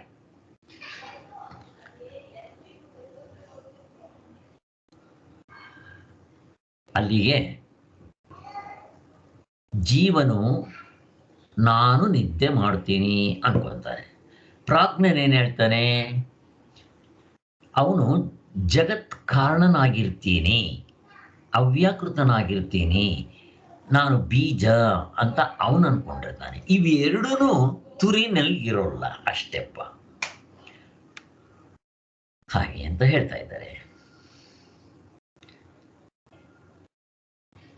ಇಲ್ಲಿ ಜೀವನೆಂದರೆ, ಜೀವ ಅಂತಂದ್ರೆ ಯಾರು ಅಂದ್ರೆ, ನಾವು ವ್ಯವಹಾರದಲ್ಲಿ ನಾವು ನೋಡ್ಕೊಂತೀವಲ್ಲ, ಅವನು ವ್ಯವಹಾರದಲ್ಲಿ ನಾನು ಅಂತ ಹೇಳ್ತೀವಲ್ಲ, ಜೀವ ಅಂತಂದ್ರೆ ಡೆಫಿನೇಷನ್ ಏನಪ್ಪ ಅಂದ್ರೆ, ಪ್ರಾಣಧಾರಣೆ ಮಾಡಿರುವವನಿಗೆ ಜೀವ ಅಂತ ಕರೀತಾರೆ. ಈಗ ನಮಗೆ ಎಚ್ಚರದಲ್ಲಿ ಉಸಿರಾಡ್ತಾ ಇರ್ತೀವಿ, ನಾನು ಉಸಿರು ನಿಂತೋಗ್ಬಿಡ್ಲಿ, ಏನು ಮಾಡ್ತಾರೆ? ಇನ್ನು ಸತ್ತೋಗಿದ್ದಾನೆ, ತಗೊಂಡೋಗಿ ಊತಾಕ್ರು ಅಂತ ಹೇಳ್ತಾರೆ ಅಲ್ವಾ? ಅದಕ್ಕೇನಾಯ್ತು? ಇದಕ್ಕೆ ಬೆಲೆ ಪ್ರಾಣದಿಂದ. ಕೆಲವರು ಈ ಪ್ರಾಣವನ್ನೇ ಆತ್ಮ ಅಂತ ಕರೆಯುವರಿದ್ದಾರೆ. ಅಯ್ಯೋ, ಆತ್ಮ ಪ್ರಾಣ ಆತ್ಮವ ಅಂತ ನಾನು ಪ್ರಶ್ನೆ ಕೇಳ್ತಾ ಇದ್ದೀನಿ. ಪ್ರಾಣವನ್ನೇ ಆತ್ಮ ಅಂತ ಕರಿಬಹುದಾ ಅಂತ ಪ್ರಶ್ನೆ. ಇಲ್ಲ ಸರ್, ಇಲ್ಲ.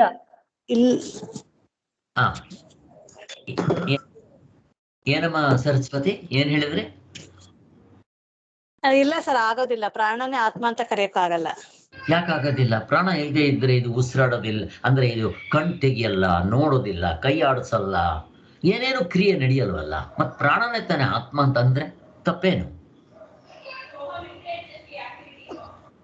ಪ್ರಾಣ ಹೋಗೋದು ಅಂದ್ರೆ ಉಸಿರಾಡೋದು ಗೊತ್ತಾಗತ್ತಲ್ಲ ಸರ್. ಉಸಿರನ್ನ ಹೋಲ್ಡ್ ಮಾಡಿ ಇಟ್ಕೊಳ್ಬಹುದು, ಮತ್ತೆ ಹಿಡ್ದಿಟ್ಕೋಬಹುದು. ಮತ್ತೆ ನಮಗೆ ಗೊತ್ತಾಗ್ತಾ ಇರೋದು ಆಡೋದು, ಹೋಗೋದು, ಬರೋದು ಎಲ್ಲ ಗೊತ್ತಾಗ್ತಾ ಇರುತ್ತೆ. ಆಮೇಲೆ ಸುಸುಪ್ತಿನಲ್ಲಿ ನಮ್ಮ ನಿದ್ದೆ ಅನುಭವದಲ್ಲಿ ಪ್ರಾಣ ಇದೆ ಅನ್ನೋದು ಗೊತ್ತಿರಲ್ಲ ಸರ್, ನಮ್ಮ ನಿದ್ದೆ ಅನುಭವದಲ್ಲೂ ಸಹ. ಅಷ್ಟೇ ಕರೆಕ್ಟ್ ನೋಡ್ರಿ. ನಾನು ಉಸಿರ ಜೋರಾಗಿ ತಗೊಂತೀನಿ, ಬುಸ್ ಅಂತಾನಿ, ನಿಧಾನವಾಗಿ ಇಟ್ಕೊಂತೀನಿ, ಬ್ರೆತ್ ಹೋಲ್ಡ್ ಮಾಡ್ತೀನಿ, ಎಲ್ಲವೂ ಗೊತ್ತಾಗುತ್ತೆ. ನನಗೆ ಆಬ್ಜೆಕ್ಟ್ ಆಗೋಯ್ತು ಪ್ರಾಣ. ನಾನು ನನ್ನ ಪ್ರಾಣವನ್ನು ನೋಡ್ತಾ ಇದ್ದೀನಿ, ನಿಯಂತ್ರಿಸ್ತಾ ಇದ್ದೀನಿ, ನನ್ನ ಕೈನಲ್ಲಿದೆ.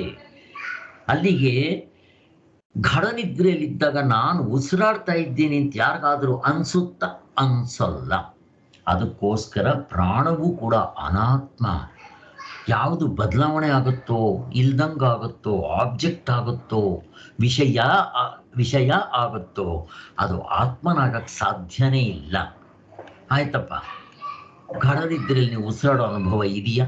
ಇದ್ರೋ ಇಲ್ವೋ ನೀವು? ನಚಿಕೇತ ಇದನ್ನೇ ಕೇಳೋದು. ಉಸಿರು ನಿಂತೋಗಿ, ಉಸಿರಾಡೋದು ನಿಂತೋಗ್ಬಿಟ್ರು ಆತ್ಮನೇ ಇರ್ತಾನೆ ಅಂತ ಹೇಳ್ತಾನೆ. ಅದು ನಿನಗೆ ಚೆನ್ನಾಗಿ ಗೊತ್ತಿರೋದು. ಯಮಧರ್ಮರಾಜ ಸತ್ತವರೆಲ್ಲ ನಿನ್ನ ಹತ್ರಕ್ಕೆ ಬರ್ತಾರೆ, ಅವರು ಪ್ರಾಣ ಬಿಟ್ಟ ಮೇಲೆ ನೀನು ಅವ್ರನ್ನ ಎಳ್ಕೊಂಬರ್ತೀಯ, ನಿನಗೆ ಚೆನ್ನಾಗಿ ಗೊತ್ತಿರುತ್ತೆ, ನೀನು ಉತ್ತರ ಕೊಡು. ಧರ್ಮ ಅಧರ್ಮಗಳನ್ನ ಮೀರಿರಬೇಕು ಅಂದ್ರೆ ಹುಟ್ಟು ಸಾವುಗಳು ತಪ್ಪು ಇರಬಾರ್ದು, ನೀರಡಿಕೆ ಬಾಯಾರಿಕೆ ಇರಬಾರ್ದು. ಪ್ರಾಣಗಳು ಅದ್ರ ಜೊತೆಗೆ ಪ್ರಾಣ ಇಲ್ಲದೆ ಇದ್ರೆ ಇರಕ್ ಬರುತ್ತಾ ಅಂತಾನೆ ಯಮಧರ್ಮರಾಜ ಹೇಳ್ತಾನೆ. ಇನ್ನೂ ಫಸ್ಟ್ ಕ್ಲಾಸ್ ಆಗಿರ್ಬೋದು ಅಂತಾನೆ. ಪ್ರಾಣ ಎಷ್ಟಿರುತ್ತೆ? 100 ವರ್ಷ ಇರುತ್ತೆ, ಆಮೇಲೆ ಇರಲ್ಲ. ಆಮೇಲೆ ಏನ್ ಮಾಡ್ತೀರಿ? ಇರಲ್ವಾ ನೀವು? ಆಮೇಲೆ ಸೂಕ್ಷ್ಮ ಶರೀರದಲ್ಲಿ ಇರ್ತೀರಲ್ವಾ? ಮತ್ತು ಆ ಸೂಕ್ಷ್ಮ ಶರೀರ ಎಷ್ಟು ವರ್ಷಗಳಿರುತ್ತೆ? ನೀವು ಮುಕ್ತರಾಗೋವರೆಗೂ ಇರುತ್ತದು. ನೋಡ್ರಿ ಹೆಂಗಿದೆ. ಇನ್ನು ಮುಕ್ತರಾದ ಮೇಲೆ ಆ ಸೂಕ್ಷ್ಮ ಶರೀರ ಸತ್ಯ ಅಲ್ಲ ಅಂತ ಗೊತ್ತಾಗುತ್ತೆ ಅಷ್ಟೇ. ಆತ್ಮನಾಗಿರ್ತೀವಿ ನಾವು ಅವಾಗ. ಇನ್ನೇನು ಬೇಕು? ಸಾಯೋರಲ್ಲ, ಹುಟ್ಟೋರಲ್ಲ.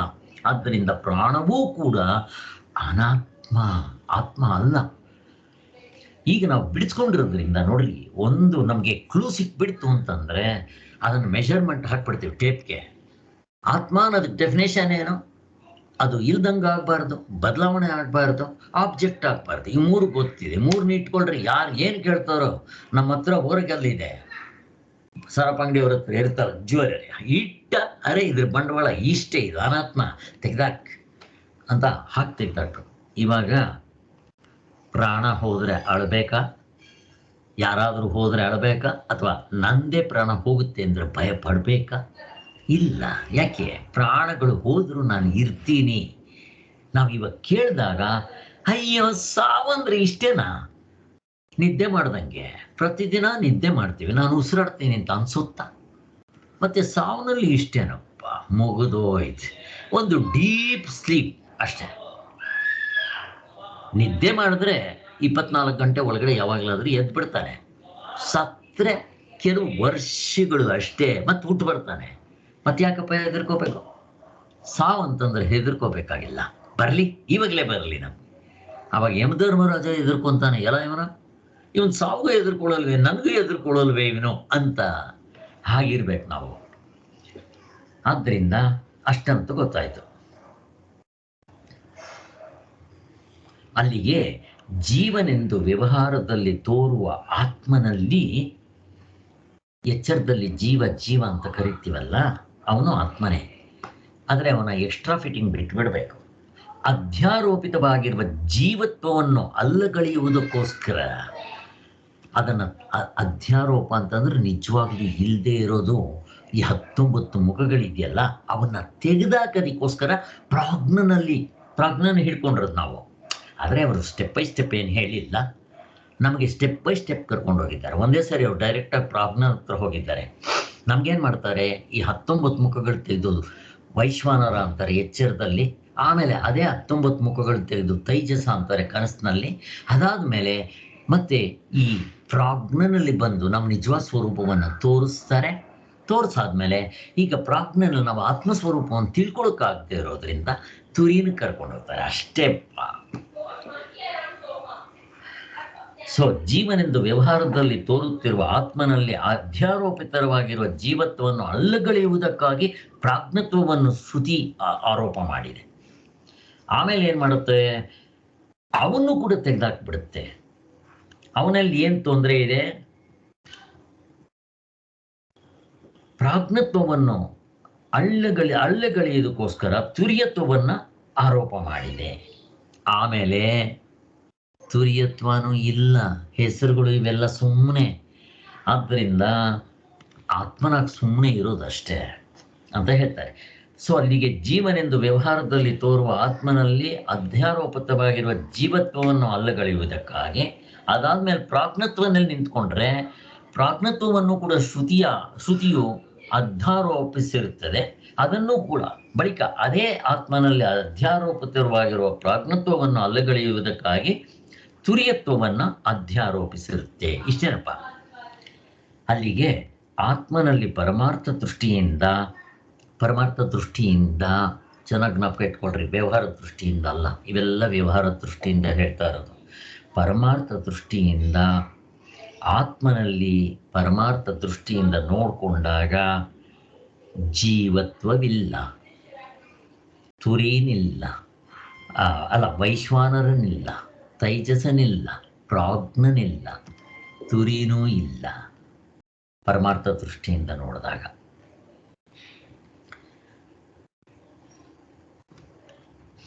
ಹಾಗೆ ಇನ್ನು ಪ್ರಾಣಧಾರಣ ಕರಣಗಳನ್ನು ಇಟ್ಟುಕೊಂಡು ವ್ಯಾಪಾರ ಮಾಡುವುದು ಅಂತ ಈ ಜೀವಪ್ಪ ಎಚ್ಚರದಲ್ಲಿ ಪ್ರಾಣಧಾರಣ. ಅದಕ್ಕೆ ಯಾರು ಪ್ರಾಣಗಳನ್ನು ಧಾರಣೆ ಮಾಡಿರ್ತಾನೋ ಅವನ್ನ ಜೀವ ಅಂತ ಕರೀತಾರೆ. ಅವನ್ನ ಕರ್ಣಗಳ ಸಮೇತ ಇರ್ತಾನೆ, ವ್ಯಾಪಾರ ಮಾಡ್ತಾ ಇರ್ತಾನೆ ಅವನು. ಅದು ಉಪಾಧಿ ಜೀವತ್ವನಿಗೆ ಅದು. ಇನ್ನ ಈ ಪ್ರಾಜ್ಞನಲ್ಲಿ ಏನು ಡಿಫೆಕ್ಟು? ಇಲ್ಲಿ ತೈಜಸ ಇವರಿಬ್ಬರನ್ನ ತೊಗೊಂಬರಲ್ಲ, ಡೈರೆಕ್ಟರ್ ಪ್ರಾಜ್ಞನ್ಗೆ ಹೋಗ್ಬಿಡ್ತಾರೆ. ಪ್ರಾಜ್ಞನಲ್ಲಿ ಏನು ಅಂತಂದ್ರೆ ಅವನು ವ್ಯಾಕೃತ ಜಗತ್ತಿಗೆ ಸೃಷ್ಟಿಗೆ ಕಾರಣನಾಗಿರ್ತಾನೆ. ವ್ಯಾಕೃತ ಅಂತಂದ್ರೆ ಯಾವುದು? ವ್ಯಾಕೃತ ಅಂತಂದ್ರೆ? ವ್ಯಾಕೃತ ಪ್ರಪಂಚ ಅಂದ್ರೆ ಯಾವುದು? ಅವ್ಯಾಕೃತ ಅಂದ್ರೆ ಯಾವುದು? ದೃಶ್ಯ ಪ್ರಪಂಚ ಅಥವಾ ಎಚ್ಚರ ಕನಸನ್ನ ವ್ಯಾಕೃತ ಕಾಣಿಸುತ್ತೆ ನಮ್ಗೆ. ಅಲ್ಲಿ ಪಿಕ್ಚರ್ ರನ್ ಆಗ್ತಾ ಇರುತ್ತೆ, ಫಸ್ಟ್ ಶೋ ಆಗಲಿ ಸೆಕೆಂಡ್ ಶೋ ಆಗಲಿ, ಅದನ್ನ ದೃಶ್ಯ ಪ್ರಪಂಚ ಅಂತ ಕರಿತೀವಿ. ಅದು ಯಾತ್ರಿಂದ ತೋರುತ್ತೆ ನಿಮ್ಗೆ? ಪ್ರಾಜ್ಞ ಕಾರಣ, ಅವನೇ ಆ ಪ್ರಪಂಚ ಸೃಷ್ಟಿ ಆಗೋದಕ್ಕೆ ಕಾರಣ ಆಗಿರೋದು. ಅದರಿಂದ ಅವನು ಕಾರಣನಾಗಿ ಕಾರ್ಯವಾಗಿ ತೋರ್ತಾ ಇದ್ದಾನೆ ಅಂತ ಹೇಳೋದು ಅಲ್ವಾ? ಆ ದೃಷ್ಟಿಯಿಂದ ಸೊ ಎಚ್ಚರ ಕನಸು ವ್ಯಾಕೃತವಾಗಿ ಆಗಿರ್ತಾನೆ. ಅದಕ್ಕೆ ಅದು ಕಾರಣ ಎಲ್ಲಿದೆ? ಪ್ರಾಜ್ಞತ್ವನಲ್ಲಿರುತ್ತೆ ಅಂತ. ಎಲ್ಲ ಉಪಾಧಿಗಳಿವೆಲ್ಲ. ಇನ್ನ ಬಹಿಷ್ಪ್ರಜ್ಞಾತ್ವಾದಿಗಳ ಅಪೇಕ್ಷೆಯಿಂದ ಎಚ್ಚರದಲ್ಲಿರೋ ತೈಜಸನು ಬಹಿಷ್ಪ್ರಜ್ಞನು, ಕನಸಿನಲ್ಲಿರೋ ಎಚ್ಚರದಲ್ಲಿರೋ ವೈಶ್ವಾನರನು ಬಹಿಷ್ಪ್ರಜ್ಞನು, ಕನಸಿನಲ್ಲಿರೋ ತೈಜಸನು ಅಂತರ್ಪ್ರಜ್ಞನು. ಇವರಿಬ್ಬರನ್ನು ಅಂತರ್ಪ್ರಜ್ಞಗಳ ಅಪೇಕ್ಷೆಯಿಂದ ಅವ್ರನ್ನ ಜಾಗೃತ್, ಸ್ವಪ್ನ, ಸುಷುಪ್ತಿಗಳು ಅನುಭವಗಳು ಅಂತ ಹೇಳ್ತಾರೆ. ಹಾಗೆ ಎಚ್ಚರ ಕನಸುಗಳಲ್ಲಿ ಏನು ಉಪಾಧಿ? ಬಹಿಷ್ಪ್ರಜ್ಞ, ಅಂತರ್ಪ್ರಜ್ಞಗಳು. ಪ್ರಾಜ್ಞನಲ್ಲಿ ಕಾರಣಬದ್ಧ ಅಥವಾ ಬೀಜದಿಂದ ಕೂಡಿರ್ತಾನೆ ಅಂತ. ಇವುಗಳನ್ನ ಅಧ್ಯಾರೋಪ ಮಾಡಬೇಕಾಗಿದೆ, ಅಷ್ಟೇ. ತೆಗೆದಾಕಿದ್ದಾರೆ. ಎಲ್ಲಿ? ತುರಿನಲ್ಲಿ ಇದು ಯಾವುದೂ ಇಲ್ಲ. ಆದ್ದರಿಂದ ಜಾಗೃತ್, ಸ್ವಪ್ನ, ಸುಷುಪ್ತಿಗಳು ಅನುಭವಗಳು ಆತ್ಮನಿಗೆ ಇರುವ ದೃಷ್ಟಿಯಿಂದ, ಜೀವಪ್ಪನಿಗೆ ಇರೋ ಈ ದೃಷ್ಟಿ, ಜೀವಪ್ಪ ಎಚ್ಚರ ಕನಸು ನಿದ್ರೆ ಅಂತನಲ್ಲ ಹಾಗೆ ಈ ತುರಿಯತ್ವವು ಆತ್ಮನಲ್ಲಿ ಕಲ್ಪಿತವಾಗಿದೆ. ಆತ್ಮನಿಗೆ ಈ ಮೂರೂ ಇಲ್ಲ. ಯಾರು? ತುರಿಯನಿಗೆ ಮೂರೂ ಇಲ್ಲ. ಏನೇನಿಲ್ಲ? ಎಚ್ಚರದಲ್ಲಿರೋ ಜೀವತ್ಮನಿಗೆ ಪ್ರಾಣಧಾರಣೆ ಅನ್ನೋದು, ಮತ್ತೆ ಎಚ್ಚರದಲ್ಲಿರೋ ತೈಜಸನಿಗೆ ಮತ್ತೆ ವೈಶ್ವಾನರನಿಗೆ ವ್ಯಾಕೃತ ಪ್ರಪಂಚವಾಗಿ ತೋರೋದನ್ನ, ಗಾಢನಿದ್ರೆಯಲ್ಲಿರೋ ಪ್ರಾಜ್ಞನಿಗೆ ಬೀಜ ರೂಪದಿಂದ ಇರೋದು, ಇವನ್ನೆಲ್ಲ ತೆಗೆದಾಕಿದ್ರೆ ತುರಿನೇ ಆಗಿರ್ತಾನೆ ಅಂತ ಹೇಳ್ತಾ ಇದ್ದಾರೆ. ಆದ್ದರಿಂದ ಈ ಕೊನೆಗೆ ತುರಿಯತ್ವವು ಕೂಡ ಆತ್ಮನಲ್ಲಿ ಕಲ್ಪಿತವಾಗಿರುತ್ತೆ. ಈ ಉಪಾಧಿಗಳೆಲ್ಲವೂ, ಇಷ್ಟು ಉಪಾಧಿಗಳು ಯಾವ್ಯಾವುದು? ಉಪಾಧಿಗಳು ಅಂದಿದ ತಕ್ಷಣ ಜೀವತ್ಮನ ಉಪಾಧಿ 19 ಪ್ರಾಣಗಳು ಸೇರಿ, ವೈಶ್ವಾನರನಿಗೆ ಸಪ್ತಾಂಗ, ತೈಜಸನಿಗೆ ಸಪ್ತಾಂಗ, ಪ್ರಾಜ್ಞನಿಗೆ ಬೀಜರೂಪ, ಮತ್ತೆ ಕಾರಣ ಅವಿದ್ಯೆ, ಇವೆಲ್ಲ ಇತ್ತಲ್ಲ, ಇವೆಲ್ಲ ಉಪಾಧಿಗಳು. ಈ ಉಪಾಧಿಗಳನ್ನ ತೆಗೆದ್ರೆ ತುರಿನೇ ಅಂತ ಹೇಳ್ತಾ ಇದ್ದಾರೆ. ಈ ಉಪಾಧಿಗಳೆಲ್ಲವೂ ತೆಗೆದ್ರಿರ್ಲಿ, ಮತ್ತು ಅವನೇನಂತ ಕರೀತಾರೆ? ಅವಿದ್ಯಾ ದೃಷ್ಟಿಯಿಂದಲೇ ತೋರ್ತಾ ಇರೋದ್ರಿಂದ ಶಂಕರಾಚಾರ್ಯ ಇದನ್ನು ಹಾಕ್ಬಿಡ್ತಾರೆ. ಎಲ್ಲೆಲ್ಲಿ ತರ ಉಪಾಧಿಗಳು ಅಧ್ಯಾರೋಪ ಬರುತ್ತೆ, ಅವಿದ್ಯಾ ದೃಷ್ಟಿಯಿಂದ ಅಂತ ಹಾಕ್ಬಿಡ್ತಾರೆ. ತೋರುತ್ತಿರೋದ್ರಿಂದ ಪರಮಾರ್ಥ ದೃಷ್ಟಿಯಿಂದ ಆತ್ಮನು ಜೀವನಲ್ಲ, ತೈಜಸನಲ್ಲ, ವೈಶ್ವಾನರನಲ್ಲ, ಪ್ರಾಜ್ಞನಲ್ಲ, ತುರ್ಯನು. ಕೊನೆಗೆ ತುರ್ಯನೂ ಅಲ್ಲ. ಹಾಗೆ ಹೇಗೆ ಹೇಳ್ತೀರ ತುರ್ಯನೂ ಅಲ್ಲ ಅಂತ? ಗಾಢನಿದ್ರೆಯಲ್ಲಿದ್ದಾಗ ನಾನು ಪ್ರಾಜ್ಞನಾಗಿದ್ದೀನಿ, ಆತ್ಮನಾಗಿದ್ದೀನಿ, ನಾನು ತುರ್ಯನಾಗಿದ್ದೀನಿ ಹೇಳ್ರಪ್ಪ ನೋಡೋಣ ಯಾರಾದರೂ. ಅಥವಾ ನನ್ನ ನಿಜವಾದ ಸ್ವಭಾವ, ನನ್ನ ನಿಜವಾದ ಸ್ವಭಾವ ಇರುವು, ಅರಿವು, ಆನಂದ ಹೇಳ್ರಿ ನೋಡೋಣ. ಸತ್ಯಂ ಜ್ಞಾನಂ ಅನಂತಂ ಬ್ರಹ್ಮ ಅನ್ಸುತ್ತ ಗಾಢನಿದ್ರೆಯಲ್ಲಿದ್ದಾಗ ಏನು ಮಾತಾಡಬಾರ್ದು, ಸುಮ್ಮನೆ ಇರಬೇಕು. ಏನಾದರೂ ಮಿಸ್ಕಿದ್ರೆ ದ್ವೈತಕ್ಕೆ ಬಂದ್ಬಿಡ್ತೇನೆ. ಊರ್ಕೊಂಡೆ ಬ್ರಹ್ಮಡು, ಮಿಸಿಕ್ತೆ ಜೀವಾತ್ಮಡು ಅಂದ್ರೆ ಮತ್ತೆ ಈ ಕಡೆ ವ್ಯವಹಾರಕ್ಕೆ ಬಂದ್ಬಿಡೋದು. ಅದಕ್ಕೋಸ್ಕರನೇ ಗಾಢನಿದ್ರೆಯಲ್ಲಿ ಯಾವುದೂ ಇಲ್ಲ, ಎಲ್ಲವೂ ಕೂಡ. ಇದು ಒಂದೊಂದ್ಸಾರಿ ಹೊಸ್ದಾಗಿ ಕೇಳೋವ್ರಿಗೋ ಅಥವಾ ಅರ್ಥ ಆಗದೆ ಇದ್ರೆ ಏನೋ ಹೇಳ್ತಾರಪ್ಪ, ಇದು ಏನು ಅರ್ಥ ಆಗ್ತಾ ಇಲ್ಲ ಅಂತ ಅನಿಸುತ್ತೆ. ಮತ್ತೆ ಇದನ್ನು ಓದಬೇಕು, ಕೇಳಬೇಕು. ಬಟ್ ಏನು ಕಷ್ಟ ಇಲ್ಲ. ನಾವು ಸಾರ್ವತ್ರಿಕ ಪೂರ್ಣ ಅನುಭವ ತೋರಿಸಿರೋದ್ರಿಂದ, ನಾವು ಮೊದಲನೇ ಸಾರಿ ಕೇಳ್ತಾ ಇರೋದ್ರಿಂದ ಅದರ ಅನಿಸ್ಬೋದು ಅಷ್ಟೇ. ಆದ್ದರಿಂದ ಅವನಿಗೆ, ಆತ್ಮನಿಗೆ ಪ್ರಪಂಚ ಇದೆಯಾ? ಪ್ರಪಂಚೋಪಶಮಂ. ಅವನೇನಂತ ಕರೀತಾರೆ? ಸರ್ವ ಪ್ರಪಂಚೋಪಶಮವಾದ ಅದ್ವಿತೀಯ. ಅದ್ವಿತೀಯ ಅಂದ್ರೇನು? ಎರಡನೇದಿಲ್ಲ. ನೀವು ಕನಸು ಎಚ್ಚರ ಏನಾದರೂ ಹೇಳ್ರಿ, ಎಂಥದೂ ಇಲ್ಲ. ಆದ್ದರಿಂದ ಅದ್ವಿತೀಯತ್ವವೇ ನಿಂತಿರುತ್ತೆ ಅಂತ ಹೇಳ್ತಾ ಇದ್ದಾರೆ. ಸೊ ಅಲ್ಲಿಗೆ ಇದು ಮುಗೀತು. ಇಲ್ಲಿ ಈ ಒಂದು ಪ್ಯಾರದಲ್ಲಿ ಸಾರಾಂಶ ಏನು ಅಂದರೆ, ಈ ಜೀವತ್ವಾದಿಗಳು ಅಂದರೆ ಎಚ್ಚರದಲ್ಲಿರೋ ಜೀವಪ್ಪ, ಅವ್ರಿಗೆ 19 ಮುಖಗಳು ತೆಗೆದಾಕ್ಬಿಟ್ರೆ ಆಗೋಯ್ತು, ಅವನೇ ತುರಿಯನು.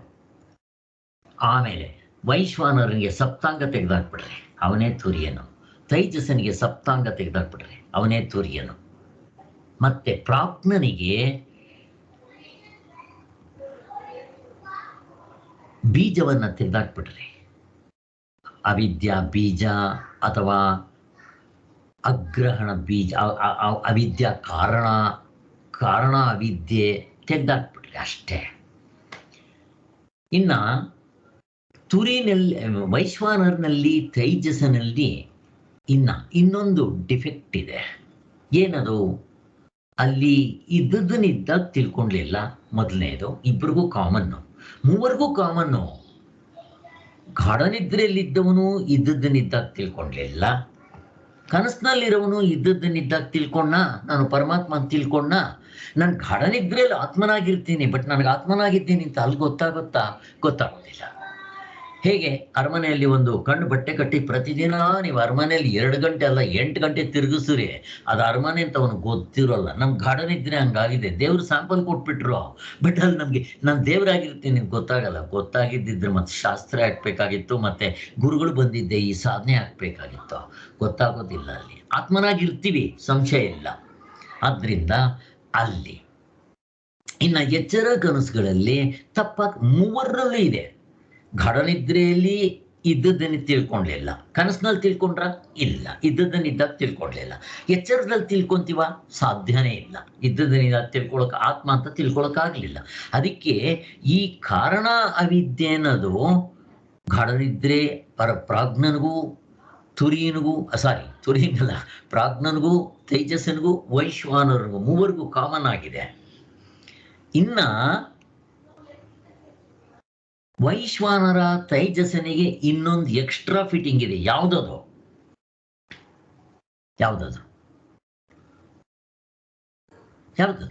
ಅನ್ಯತಾ ಗ್ರಹಣ.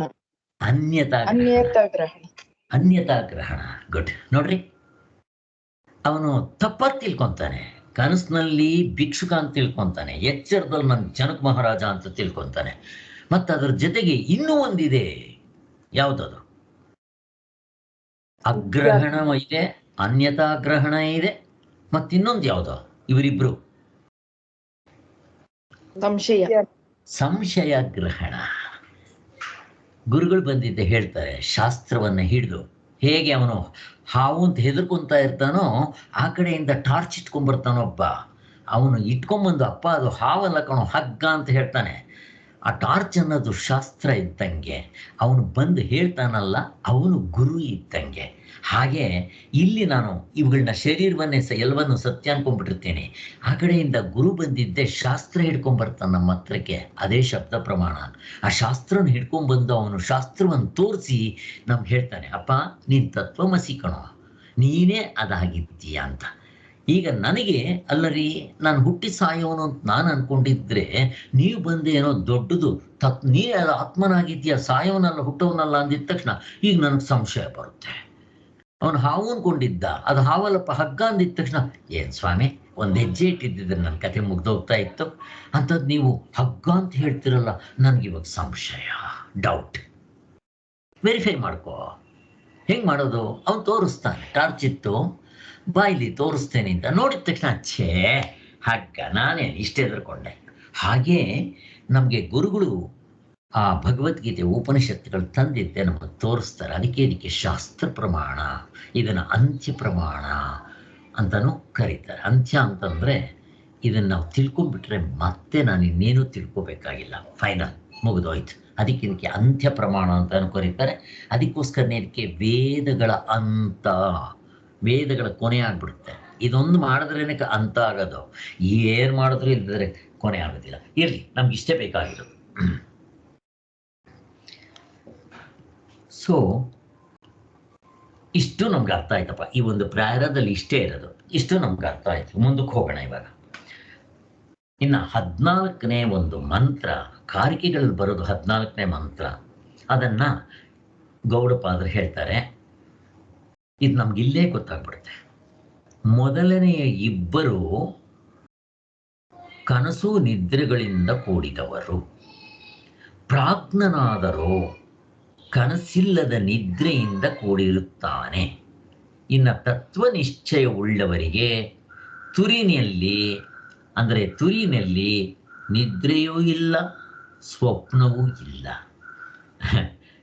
ಎಷ್ಟು ಸುಲಭವಾಗಿದೆ. ಬಟ್ ಇವಾಗ ನಾನು ಎಕ್ಸ್ಪ್ಲೇನ್ ಮಾಡ್ತೀನಿ ನೋಡ್ರಿ. ಮೊದಲನೇ ಇಬ್ಬರು, ನಿಮಗೆ ಗೊತ್ತಿದೆ ಆನ್ಸರ್ ಯಾರು? ಎಚ್ಚರದಲ್ಲಿ ಕನಸಿನಲ್ಲಿ ಮೊದಲನೇ ಇಬ್ಬರು, ಇವರಿಬ್ಬರು ಕನಸು ನಿದ್ರೆಗಳಿಂದ ಕೂಡಿರ್ತಾರೆ. ಇಲ್ಲಿ ನಿದ್ರೆ ಅಂತಂದ್ರೆ ಏನು? ವೈಶ್ವಾನರ ತೈಜಸ, ಎಚ್ಚರ ಕನಸು, ಇವರು ನಿದ್ರೆಯಿಂದ ಕೂಡಿರ್ತಾರೆ. ಆ ನಿದ್ರೆ ಮತ್ತೆ ಕನಸು ಎರಡರಿಂದ ಕೂಡಿರ್ತಾರೆ. ನಿದ್ರೆ ಅಂತಂದ್ರೆ ಏನಿಲ್ಲಿ? ಉತ್ತರ ಗೊತ್ತಾ ನಿಮ್ಗೆ? ವೈಶ್ವಾನರ ತೈಜಸರು ನಿದ್ರೆಯಿಂದ ಕೂಡಿರ್ತಾರೆ. ಅರ್ಥ ಆಯ್ತಾ ಯಾರಿಗಾದ್ರು? ಪ್ರಾಜ್ಞನಿಂದ ಕೂಡಿರ್ತಾರೆ ಅಂತಾನೆ ಸರ್? ಗಾಢ ನಿದ್ರೆಯಿಂದ ನಿದ್ರೆ ಅಂತ ಇಟ್ಕೊಟ್ರೆ, ಗಾಢ ನಿದ್ರೆ ಎಲ್ಲ ಒಂದೇ, ಕೂಡಿರ್ತಾರೆ. ಅದರ ಅರ್ಥ ಏನು? ತಿಳ್ಕೊಂಡಿಲ್ಲ ಅಂತ. ತಿಳ್ಕೊಂಡಿಲ್ಲ ಅಂತನಾ ಸರ್? ಅಷ್ಟೇ. ನಿದ್ರೆ ಅಂದ್ರೆ ಏನು? ಪ್ರಾಜ್ಞನ್ ಏನ್ ಹೇಳ್ತಾರೆ? ಇದ್ದದ್ದನ್ನಿದ್ದಾಗ ತಿಳ್ಕೊಳ್ದೇ ಇರೋದು ನಿದ್ರೆ, ಮುಗಿದೋಯ್ತು. ಇವರಿಬ್ರು ಇದ್ದದ್ದನ್ನಿದ್ದಾಗ ತಿಳ್ಕೊಂಡಿಲ್ಲ. ಇವತ್ತೇನೆ ಹೇಳಿದ್ರಲ್ಲ, ಅದರದೇ ಸಾರಾಂಶ ಇಲ್ಲಿ, ಅದೇ ಮಂತ್ರ ಮಾಡಿಬಿಟ್ಟಿದ್ದಾರೆ ಅವರು ಗೌಡಪಾದರು. ಇನ್ನ ನಿದ್ರೆಯಿಂದ ಕೂಡಿದ್ದಾರೆ ಅಂದ್ರೆ ಇದ್ದದ್ದನ್ನಿದ್ದಾಗ ತಿಳ್ಕೊಂಡ್ಲಿಲ್ಲ. ಎರಡನೇದು ಕನಸಿನಿಂದ ಕೂಡಿದ್ದಾರೆ. ಪ್ರಾಜ್ಞಾ ತೈಜಸ ಕನಸಿನಿಂದ ಕೂಡಿದ್ದಾರೆ ಅಂದ್ರೆ ಅರ್ಥ ಏನು? ಎಚ್ಚರ ಕನಸವನ್ನ ಕನಸು ಅಂತ ಕರೀತಾರೆ. ಚೆನ್ನಾಗಿ ತಿಳ್ಕೊಳ್ರಿ. ಇಲ್ಲಿ 3 ಅವಸ್ಥೆಗಳಿಲ್ಲ. ದೃಶ್ಯ ಪ್ರಪಂಚ, ಆಮೇಲೆ ಅದೃಶ್ಯ ಪ್ರಪಂಚ ಅಂತ ಹೇಗೆ ಕರಿತೀವೋ ಹಾಗೆ ಈ ಗೌಡಪಾದರು ಅದನ್ನ ನಿದ್ರೆ ಮತ್ತೆ ಕನಸು ಎರಡನ್ನೇ ಕರೆಯೋದು. ಕನಸು ಅಂದ್ರೆ ಎಚ್ಚರ, ಕನಸು ಎರಡು ಒಂದೇ. ಕನಸು ಅಂದ್ರೆ ಎರಡು, ಇಲ್ಲೂ ತಪ್ಪು ಅದು ತಪ್ಪೇ, ಗೊತ್ತಿರೋದಿಲ್ವ? ಹಾಗೆ ಅದಕ್ಕೆ ನಿದ್ರೆ ಅಂತ ಕರೀತಾರೆ. ಈಗ ನಿದ್ರೆಯಿಂದ ಕೂಡಿರ್ತಾರೆ ಅಂದ್ರೆ ಅರ್ಥ ಏನು? ತಿಳ್ಕೊಂಡಿಲ್ಲ ಅಂತ, ತಪ್ಪಾಗಿ ತಿಳ್ಕೊಂಡಿದ್ದಾರೆ. ಇವತ್ತು ನಾನು ಹೇಳಿದ್ರಲ್ಲ ನೀವು, ಇಲ್ಲಿ ನಾನು ಕಾರಣ ತರಲಿಲ್ಲ ಅಷ್ಟೇ. ಕಾರಣ ಅವಿದ್ಯೆ ಅಂತ ನಾನು ಹೇಳಲಿಲ್ಲ, ಅದನ್ನ ನಾನು ನಿದ್ದೆ ಅಂತ ಕರೀತಾ ಇದ್ದೀನಿ. ಮತ್ತೆ ನಿದ್ರೆ ಅಂತಂದ್ರೆ ಎಚ್ಚರ ಕನಸುಗಳಲ್ಲಿ ತಪ್ಪಾಗಿ ತಿಳ್ಕೊಂಡಿರ್ತಾರೆ, ಸಂಶಯವಾಗೂ ತಿಳ್ಕೊಂಡಿರ್ತಾರೆ, ಅದನ್ನ ನಿದ್ರೆ ಅಂತ ಕರೀತಾರೆ. ಇಷ್ಟೇಪ್ಪ, ಇನ್ನೇನಿಲ್ಲ. ಇನ್ನ ತತ್ವ ನಿಶ್ಚಯ ಉಳ್ಳವರಿಗೆ, ಮುಕ್ತ ಆದವರಿಗೆ ಅಂದ್ರೆ ತುರಿನಲ್ಲಿ ನಿದ್ರೆನೂ ಕಾಣಲ್ಲ, ಕನಸೂ ಕಾಣಲ್ಲ.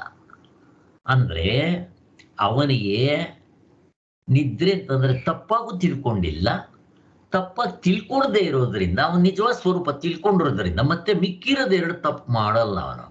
ಯಾವುದದು?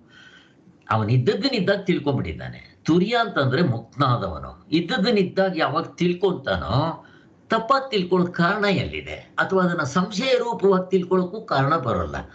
ಹಗ್ಗ ಅಂತ ತಿಳ್ಕೊಂಡವನಿಗೆ ಹಾವಂತ ಭ್ರಮೆ ಮಾಡ್ಕೋಬೇಕಾ? ಅವನು ಮಾಡ್ಕೊಳ್ಳಲ್ಲ. ಮತ್ತೆ ಅವ್ರು ಯಾರೋ ಬಂದು ಅವ್ರ ಹತ್ರ ಕೇಳಿಸ್ಕೊಂಡು ಇನ್ನ ಸಂಶಯ ಬೇರೆ ಬರುತ್ತೆ ಅವನಿಗೆ. ಮೂರೂ ಇರಲ್ಲ. ಇದ್ದದ್ದನ್ನಿದ್ದಾಗ ತಿಳ್ಕೊಳ್ದೇ ಇರೋದು, ತಪ್ಪಾಗಿ ತಿಳ್ಕೊಳ್ಳೋದು, ಸಂಶಯವಾಗಿ ತಿಳ್ಕೊಳ್ಳೋದು, ಮೂರೂ ಇರಲ್ಲ. ಈ ಮೂರಕ್ಕೆ ಶಾಸ್ತ್ರದಲ್ಲಿ ಗೌಡಪಾದರ ಕಾರಿಕೆನಲ್ಲಿ ಅವರು ಇಷ್ಟೆಲ್ಲ ಹೇಳಕ್ ಹೋಗಲ್ಲ. ಮೊದಲು ಆದ್ರೆ ಏನ್ ಹೇಳ್ತಾ ಇದ್ವಿ? ಗಾಢನಿದ್ರೆಯಲ್ಲಿ ಕಾರಣ ಅವಿದ್ಯೆ. ಕಾರಣ ಅಂದ್ರೆ ಏನು? ಇದ್ದದ್ದನ್ನಿದ್ದಾಗ ತಿಳ್ಕೊಂಡ್ಲಿಲ್ಲ. ಈಗ ಅವ್ರನ್ನ ಏನ್ ಮಾಡ್ತಾರೆ ಗೊತ್ತಾ? ಈ ಕಾರಣ ಅವಿದ್ಯೆ ಎಲ್ಲ ಬೀಜ ಗೀಜ ತೆಗೆದ್ಬಿಟ್ಟು ಸುಮ್ಮನೆ ನಿದ್ರೆ ಅಂತ ಕರೀತಾರೆ. ನಮಗೆ ನಿದ್ರೆ ಅಂತ ಅಂದಿದ ತಕ್ಷಣ ನಾವು ಇದನ್ನ ಹಿಡ್ಕೋಬೇಕು. ಸಾರಿ, ನಿದ್ರೆ. ಇನ್ನ ಎಚ್ಚರ ಕನಸನ್ನ ಎರಡನ್ನೂ ಸೇರಿ ಅವರು ಕನಸು ಅಂತ ಕರೆದು ಬಿಡ್ತಾರೆ. ಕನಸು ಅಂತ ಕರೆದಿದ ತಕ್ಷಣ ಅಲ್ಲಿ ತಪ್ಪಾಗಿ ತಿಳ್ಕೊಂತಾರೆ ಅಂತ. ಅಲ್ಲಿ ಏನಾಯ್ತು? ಮೊದಲನೇ ಇಬ್ಬರಿಗೆ ಅವರು ಮೊದಲು ಯಾವ್ದು ಹೇಳ್ತಾರೆ? ಇಬ್ಬರಿಗೆ ಕನಸು ನಿದ್ರೆ ಎರಡೂ ಇದೆ. ನಿದ್ರೆ, ಕನಸು ನಿದ್ರೆ ಎರಡೂ ಇದೆ. ಯಾರಿಗೆ? ವೈಶ್ವಾನರ ತೈಜಸನಿಗೆ ಕನಸು ಇದೆ, ನಿದ್ರೆನೇ ಇದೆ. ಇನ್ನ ತುರಿಯನಿಗೆ ಎರಡೂ ಇಲ್ಲ. ಎಷ್ಟು ಚೆನ್ನಾಗಿದೆ ನೋಡ್ರಿ. ಅಲ್ಲಿಗೆ ಇವ್ರ ಪ್ರಕಾರ ನಿದ್ರೆ ಅಂತಂದ್ರೆ ಇದ್ದದ್ದನ್ನಿದ್ದಾಗ ತಿಳ್ಕೊಂಡ್ಲಿಲ್ಲ. ಕನಸು ಅಂತಂದ್ರೆ ಕನಸಿನಲ್ಲಿ ತಪ್ಪೆ ತಾನೇ ತಿಳ್ಕೊಳ್ಳೋದು. ನಾವು ಯಾರಾದ್ರೂ ಸರಿಯಾಗಿ ತಿಳ್ಕೊಂತಾರೆ ಕನಸಿನಲ್ಲೇ? ಅದನ್ನು ತಗೊಂಡು ಇದಕ್ಕೆ ಹೋಲಿಸಿದ್ದಾರೆ ಅವರು. ತುಂಬಾ ಸಿಂಪಲ್ ಆಗಿದೆ. ಈಗ ನಮ್ಗೆ ಅರ್ಥ ಆಗುತ್ತೆ, ಅಷ್ಟೇ ಇರೋದು. ಆದ್ರಿಂದ ತುರಿಯನಿಗೆ ಈ ಮೂರೂ ಇಲ್ಲ, ಅಥವಾ ಎರಡು ಹೇಳಿದ್ರೆ ಸಾಕು ಅರ್ಥ ಆಗ್ಬಿಡುತ್ತೆ. ಅವನಿಗೆ ನಿದ್ರೆನೂ ಇಲ್ಲ, ಕನಸೂ ಇಲ್ಲ ಅಂತ ಹೇಳ್ತಾರೆ. ನಿದ್ರೆ ಇಲ್ಲ ಅಂದ್ರೆ ಅವನ ಇದ್ದದ್ದನ್ನಿದ್ದಾಗ ತಿಳ್ಕೊಂಡ್ಬಿಟ್ಟಿದ್ದಾನೆ, ತಿಳ್ಕೊಂಡಿಲ್ಲ ಅನ್ನೋದಿಲ್ಲ ತುರಿಯನಿಗೆ. ಯಾವಾಗ ಇದ್ದದ್ದನ್ನಿದ್ದಾಗ ತಿಳ್ಕೊಂಡ್ಬಿಟ್ಟು ನಾವು ತಪ್ಪಾಗಿ ತಿಳಿಯೋಕೆ ಚಾನ್ಸಸ್ಸೇ ಇಲ್ವೇ? ಅದು ಇಲ್ಲ ಅವನಿಗೆ. ಅರ್ಥ ಆಯ್ತು ಏನೋ ಗೊತ್ತಿಲ್ಲ ನನಗೆ. ಇದನ್ನ ಚೆನ್ನಾಗಿ ಮೆಲ್ಕ್ ಹಾಕಿದ್ರೆ ಚೆನ್ನಾಗಿ ಗೊತ್ತಾಗುತ್ತೆ. ಈಗ ನೋಡ್ರಿ, ಓದ್ತೀನಿ, ನಿಮ್ಗೆ ಅರ್ಥ ಆಗುತ್ತೆ. ಮೊದಲನೆಯ ಇಬ್ಬರು ಅಂದ್ರೆ ವೈಶ್ವಾನರ ತೈಜಸರು ಕನಸು ನಿದ್ರೆಗಳಿಂದ ಕೂಡಿರುವರು. ಕನಸು ಅಂದ್ರೆ ಏನು? ತಪ್ಪಾಗಿ ತಿಳ್ಕೊಳ್ಳೋದು. ನಿದ್ರೆ ಅಂತಂದ್ರೆ ಇದ್ದದ್ದನ್ನಿದ್ದ ತಿಳ್ಕೊಂಡ್ಲಿಲ್ಲ, ಮುಗಿದೋಯ್ತು. ಅನ್ಯತಾ ಗ್ರಹಣ, ಅಗ್ರಹಣ. ಇನ್ನ ಪ್ರಾಜ್ಞನಾದರೂ, ಪ್ರಾಜ್ಞ ಅಂತಂದ್ರೆ ಗಾಢ ನಿದ್ರೆ. ಇದರಲ್ಲಿ ಕನಸಿಲ್ಲದ ನಿದ್ರೆ. ಕನಸಿಲ್ಲ ಅಂದ್ರೆ ಏನು? ಅವನಿಗೆ ತಪ್ಪಾಗಿ ತಿಳ್ಕೊಳ್ಳೋಕೆ ಸಾಧ್ಯನೇ ಇಲ್ಲ. ಅವನಿಗಿರೋದು ಒಂದೇ ಡಿಫೆಕ್ಟ್, ಇದ್ದದನ್ನಿದ್ದಾಗ ತಿಳ್ಕೊಳ್ಳಿಲ್ಲ ಅಷ್ಟೇ ಹೊರತು ಅಲ್ಲಿ ದೃಶ್ಯ ಪ್ರಪಂಚ ಇದೆಯಾ? ನಿದ್ರೆಯಲ್ಲಿ ಇರೋದಿಲ್ಲ, ಮುಗಿದೋಯ್ತು ಅಂತ.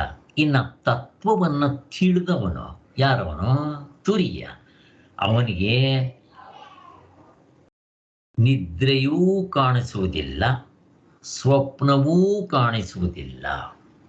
ನಿದ್ರೆ ಇಲ್ಲ ಅಂದ್ರೆ ಇದ್ದದ್ದನ್ನಿದ್ದಾಗ ತಿಳ್ಕೊಳ್ಳದೆ ಇರೋ ಡಿಫೆಕ್ಟ್ ಇಲ್ಲ. ಸ್ವಪ್ನವೂ ಇಲ್ಲ ಅಂತಂದ್ರೆ ಅದನ್ನ ಬೇರೆ ರೀತಿ ತಪ್ಪಾಗಿ ತಿಳ್ಕೊಳ್ಳೋದು, ಭಿಕ್ಷುಕ ಅಂತನೋ ಅದು ಇಲ್ಲ. ಅಥವಾ ಎಚ್ಚರದಲ್ಲಿ ಜನಕ ಮಹಾರಾಜ ಅಂತ ತಿಳ್ಕೊಳ್ಳೋದು, ಎರಡೂ ಇಲ್ಲ, ಮೂರೂ ಇಲ್ಲ ಅಲ್ಲಿ ಅಂತ ಹೇಳ್ತಾ ಇದ್ದಾರೆ. ತುಂಬ ಸಿಂಪಲ್ ಆಗಿದೆ. ಇಲ್ಲಿಗೆ ನಿಲ್ಲಿಸ್ತಾ ಇದ್ದೇನೆ. ಓಂ ಶಾಂತಿ ಶಾಂತಿ ಶಾಂತಿ. ಜೈ ಗುರುದೇವ್.